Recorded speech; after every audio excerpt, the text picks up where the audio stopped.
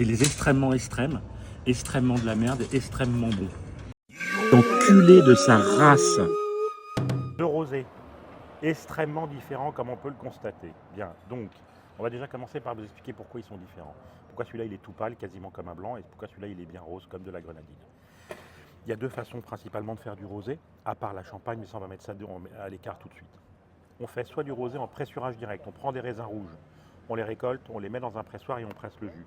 Et quand on presse le jus d'un raisin rouge, en France, dans 99% des cas, on a affaire à un rouge, cépage qu'on appelle non teinturier, c'est-à-dire un cépage noir à jus blanc. Donc quand on presse un cépage noir, il coule du jus blanc. Là, donc ça c'est le pressurage direct, ça donne ça. Plus ou moins coloré, on va y revenir. Là, on a ce qu'on appelle un rosé de saignée. On pourrait dire aussi un rosé de macération. Concrètement, la saignée, ça veut dire ce que ça veut dire. Hein. On l'a pratiqué au XVIIIe siècle pour soigner les malades. Enfin, en général, ça les tuait plutôt que ça ne les soignait. Mais enfin, là, en l'occurrence, la saignée, on prélève du jus dans une cuve de vin rouge. Autrement dit, on a récolté des raisins rouges. On les a mis dans la cuve et puis on les a pressés un peu. On peut les fouler au pied comme ça se faisait autrefois. On les presse. Enfin, on les presse. On casse les baies avec les pieds. Ça peut se faire avec des appareils. Bref, on va libérer du jus. Ce jus, il va entourer la peau. Donc la peau macère dans le jus et elle va apporter couleur et tanin. C'est la macération. Au début de cette macération, il y a un moment où on va prélever du jus dans cette cuve. Il n'est pas coloré encore complètement comme un rouge. Il est comme un rosé. Plus on va saigner tard, plus le rosé sera foncé. Plus on va saigner tôt, plus le rosé sera clair. Autrement dit, ici on a un rosé qui est issu d'une courte macération. Ici on a un rosé qui est issu d'un pressurage direct. Alors après, il y a la façon de le faire, parce qu'on peut faire des très grands rosés en pressurage direct. Là à gauche, on a ce qu'on appelle en technique gagnésienne, ça s'appelle de la bibine à glaçons. Autrement dit, c'est un jus assez merdique, sans intérêt. La seule chose intéressante à mettre dedans, ce sont des glaçons. Et après, c'est produit dans une région où il y a plein de soleil et plein de stars et plein de belles maisons. Mais à force d'avoir dit aux gens que c'était super de mettre des glaçons dedans, les gens se sont dit ouais, c'est pas vraiment du vin, parce que personne ne met de glaçons dans son vin, ou presque.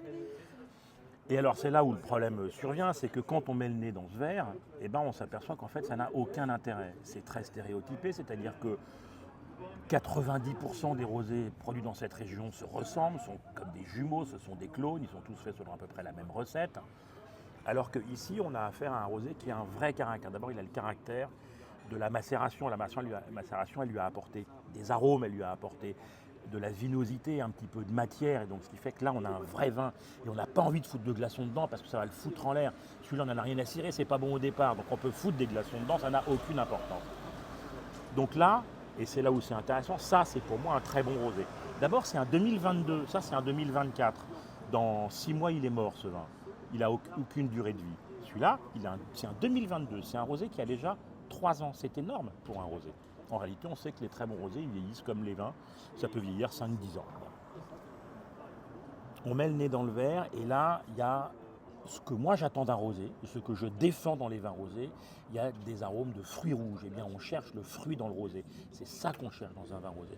C'est le fruit. C'est un fruit intense. C'est un fruit avec de l'éclat. C'est un fruit scintillant.